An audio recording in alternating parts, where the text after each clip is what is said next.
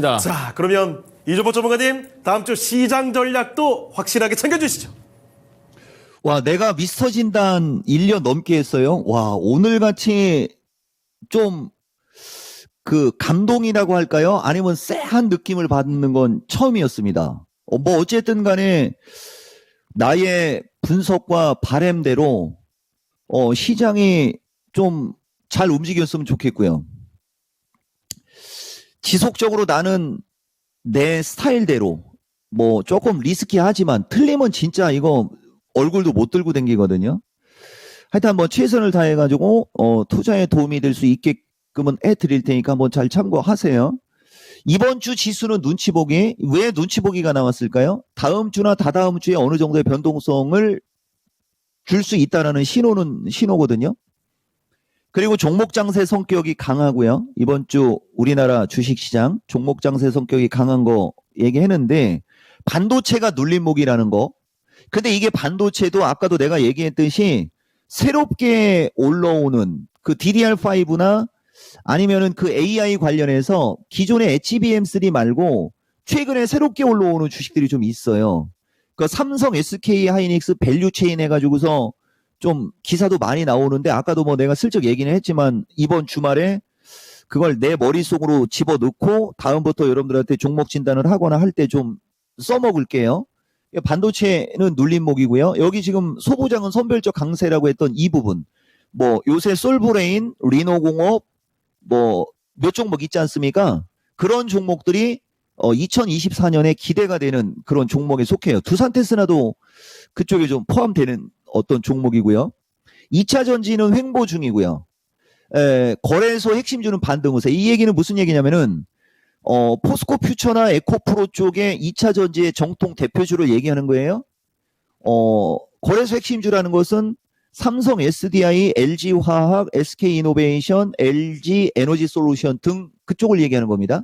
그쪽은 조금 반등이 좀 나오긴 나왔어요. 오늘 약간 눌리긴 눌렸지만 대신 나는 눌리고 또 올라간다라고 봐요. 그 다음에 여기도 중요한 게 이건데 제약주, AI, 로봇, 메타버스 등은 강세. 이 메타버스도 지난주인가 지지난주에 어떻게 보면 올해 아픈 손가락 하면서 메타버스도 뭐 잘 봐라 움직일 때 됐다 이런 얘기 한 뒤부터 지금 한 2주째 움직임이 좀 좋거든요. 그리고 아까 우리 진행자들 얘기했는데 일부 정권주 내년 그 4월달 선거 때문에 일부 정권주들이 좀 움직이고 개별 테마주도 강세였고 그 다음에 에코프로 머트리 있지 않습니까? 에코프로 머트리 이번에 새롭게 들어온 그 주식 아까 보니까 에코프로 머트리가 시간에서 3.6% 올랐어요. 그러면 이것도 월요일날 갭상승이 나온다는 얘기가 되는 거거든요. 아 이게 좀 어려워요. 솔직히 얘기하면. 저 에코프로 머트리가 2차 전지에 쏠려야 될 수급을 약간 빨아들인 건 사실이에요. 그러니까 2차 전지에 다른 주식에 몰려야 될 수급이 에코프로 머트리에 빨려 들어갔고 일부 정권주나 개별 테마주에 빨려 들어가니까 상대적으로 2차 전지가 시세가 힘이 떨어졌던 거예요. 왜냐하면 2차 전지는 기관들이 선호하지 않고 개인들이 선호하는 섹터지 않습니까? 반도체가 기관들이 선호하는 섹터라고 우리가 이제 지금 시장에서는 알려지고 있지 않습니까? 그러다 보니까 이제 2차 전지가 힘이 없었는데 내가 봤을 때는 에너지는 모으면 위로든 아래로든 펼쳐지거든요. 그러면은 그동안의 고점에서 빠진 게 있고 해외장이 신고가를 뚫을 기세고 우리나라가 여기서 기술적으로 눌려도 요 밑에 2번 설명을 미리 하고 있는 거예요. 밀려도 어느 정도 선에서 지지받고 다시 움직일 수 있다라고 보면 힘은 2차 전지가 받을 확률이 높은 건 3단 논법으로도 나옵니다. 그래서 그런 얘기를 좀 했었어요. 그래서 거래소 및 코스닥 지수 밴드를 이번에는 나의 의견보다는 그냥 지지와 저항으로 1차적으로 말씀드릴게요. 왜냐면은 다음 주가 종목 장세의 가장 하이라이트 구간이 될 수 있거든요. 근데 지금 현재 시점에서 미국장도 열리지 않는 상태에 여기서 먼저 대놓고 얘기하기에는 좀 그렇고 월요일하고 수요일 날 미스터 마켓 시간에도 부연 설명을 좀 해드릴 거니까 나는 이 내용 갖고 어차피 기법으로 승화시키니까요. 월요일하고 수요일은 그때 좀 참고를 하세요. 다만 월요일하고 수요일 날 미스터 그쪽을 보기가 어려운 분들께 가이드라인 좀 넣는 거예요. 거래소는 330 플러스 마이너스예요. 조금 더 밀리면 한 327 수준인데 내가 봤을 때는 외지간에서는 330 플러스 마이너스가 지지가 될 확률이 높지 않냐. 그리고 340에서 343 쪽으로 올라가지 않겠냐. 그렇게 보는 겁니다. 근데 만약에 내가 작년 이맘때도 똑같이 얘기했어요. 조종을 주지 않고, 그러니까 만약에 조종을 주지 않고라는 얘기를 한다는 얘기는 저기까지 조종을 안 주고 그냥 올라갈 수도 있기 때문에 지금과 같은 표현을 쓰는 거예요, 여러분. 이종복은 그 말을 잘 들어보면 그 말의 뉘앙스와 나의 뜻이 정확히 표현돼요. 근데 그게 내가 작정을 하고 고의적으로 하는 게 아니고 그걸 어떻게 작정을 하겠어요. 이렇게 엄청나게 많은 설명을 하다 보면 나도 모르게 습관처럼 나가는 말이거든요. 그런 걸 잘 캐치하시면 좋을 거예요. 다시 조종을 주지 않고 340에서 343 쪽으로 올라갈 수도 있어요. 그러면 거기서는 비중을 좀 줄여야 돼요. 근데 만약에 330에서 327은 최악의 경우입니다. 이것은 환율이 1350을 넘어갈 때 볼 수 있는 지수지 환율이 1350을 넘지 않을 경우에는 이 지수 안 봅니다. 아시겠죠? 항상 최악이라고 보는 거예요. 밑으로다가 내가 내려 까는 지수는 최악의 지수예요. 뭐 좌우당간 330에서 327 플러스 마이너스까지 지수가 눌려도 아까 얘기했던 제약주든 AI 로봇이나 뭐 저런 뭐 소부장이나 저런 주식은 안 빠질 거예요, 여러분. 안 빠져요. 저 지수를 깼을 때가 이제 뒤늦게 빠질 겁니다. 주도주는 외봉으로 죽지 않고요. 지수가 죽을 것 같을 때는 개별주가 먼저 급락이 나와요. 근데 개별주가 득세를 한다. 개별주가 득세를 할 때는 절대 지수가 죽지 않습니다. 나중에 죽게 되거든요. 그러니까 지금 시점에서는 종목 장세를 선호하는 투자자는 적극적 대응 구간이에요. 솔직하게 내 의견 얘기해 드리는 거예요. 그리고 대형주 선호자가 지금 약간 중립적인 시장을 바라보면서 아까 얘기한 대로 330에서 327 수준, 이것은 거래소 선물 지수를 갖고 얘기하는 겁니다. 이쪽 지수대로 왔을 때가 적극적 대응 구간. 그죠? 예. 조정시 적극적 매수 하는 게 요 지수대예요, 여러분. 요 지수대. 요 지수대.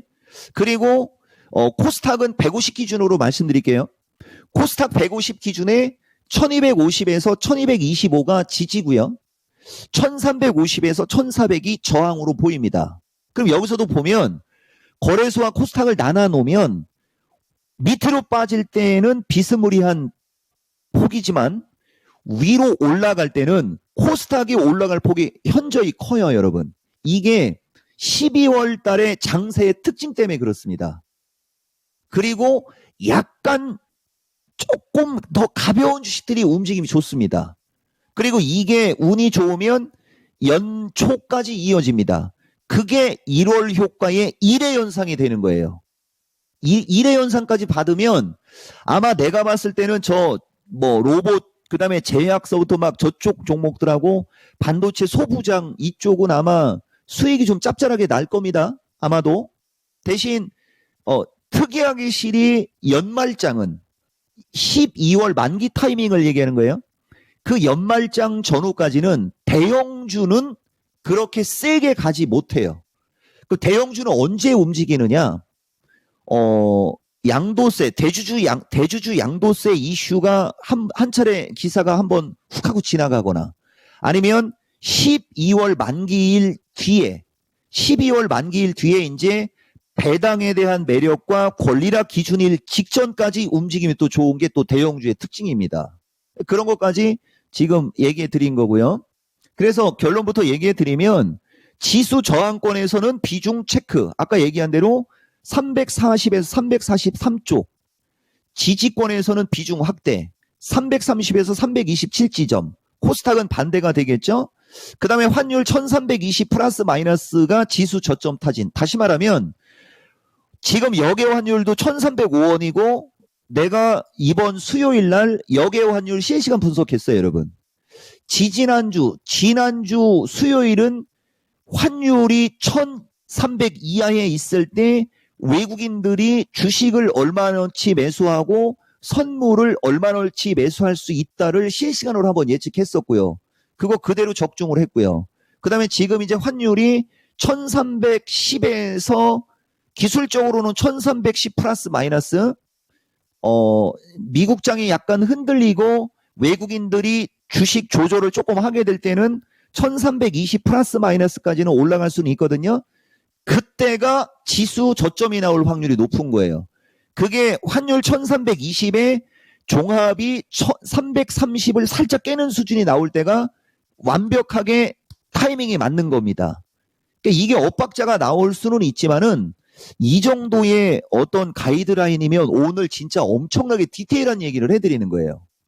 그리고 이것은 지금 나오지 않은 걸 내가 여러분들한테 실시간으로 내 의견을 지금 제출하고 있는 거죠. 지나간 거 갖고 해설하고 그러는 게 아니에요. 그리고 옵션의 가격 구조와 변동성 부분인데 이거 되게 중요한 얘기입니다.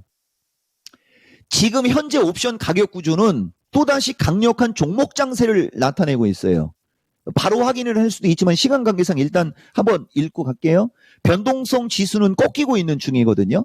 대신 변동성 지수는 꺾이고 있는 중이지만은 한 차례 기술적 반등은 가능한 위치. 다시 말하면 종합도 어느 시점에서는 아까 내가 처음에 종목 진단해 줄 때 한 차례 정도는 흔들릴 수 있어요. 근데 그게 이제 어느 시점에서 흔들릴지에 대한 이것을 내가 확정적으로는 얘기를 못 하는 거고 가보면서 우리가 확인해야 되는 거고 그때 환율이나 그런 걸 좀 체크를 하시란 얘기입니다. 그 다음에 외국인 누적 수급을 갖고 봤을 때는 외국인은 매도 강화 포지션을 지금 풀고 있어요. 그러니까 외국인들은 극하방을 구축하고 있었는데 지금은 그 극하방을 풀고 있습니다. 극하방을 푸는 이유가 뭘까요? 반등이 나올 것 같으니까 푸는 거예요. 근데 만약에 환율이 1280을 깨버리면 더 강하게 환매수를 할 수가 있어요. 그러면 지수가 슈팅이 걸릴 수 있습니다. 그러면서 352.9짜리를 뚫고 가는 거예요. 그거 뚫기 전에는 지수 상투 없습니다. 목소리가 갑자기 커졌죠. 대신 이건 중기입니다. 연말 연초로 가면서예요, 여러분. 아마 이거는 내 말이 맞을 겁니다. 여기 지금 실시간으로 들으신 분들은 이거 되게 행운하실 거예요. 내가 이렇게 얘기하고 틀려본 적 없습니다. 다만 언제든지 이거는 나의 주장이니까 지속적으로 TV 시청하면서 여러분 제가 뭐 이렇게 강세 전략을 줬지만 내가 조금 잘못 본 것 같아요 라는 얘기를 하면서 조금 뭐 죄송합니다 뭐 이런 얘기를 안 하겠지만 만약에 그런 얘기를 하면 또 저를 믿고 따라주시면 뭐 여러분들 뭐 리스크는 없겠죠. 얘기해 드리는 거예요. 그래서 결론적으로 얘기해 주면 단기적으로 한 차례 조정이 올 수는 있으나 중기적으로 절호의 기회고 위에서 얘기했던 여러 가지 어떤 상황들이 내가 전망한 대로 움직일 경우에는 종합이 신고가를 뚫기 전에 급락장 다시 안 나온다는 한번 여러분들한테 확정형으로 얘기를 해드리고 이 가이드라인을 바탕으로 이제 여러분들이 조금 더 디테일하게 투자 수익을 극대화하기 위해서는 조금씩의 노력은 하시기 바란다. 말씀드리고 진짜 숨도 안 쉬고 한 15분 한 것 같아요. 마치겠습니다.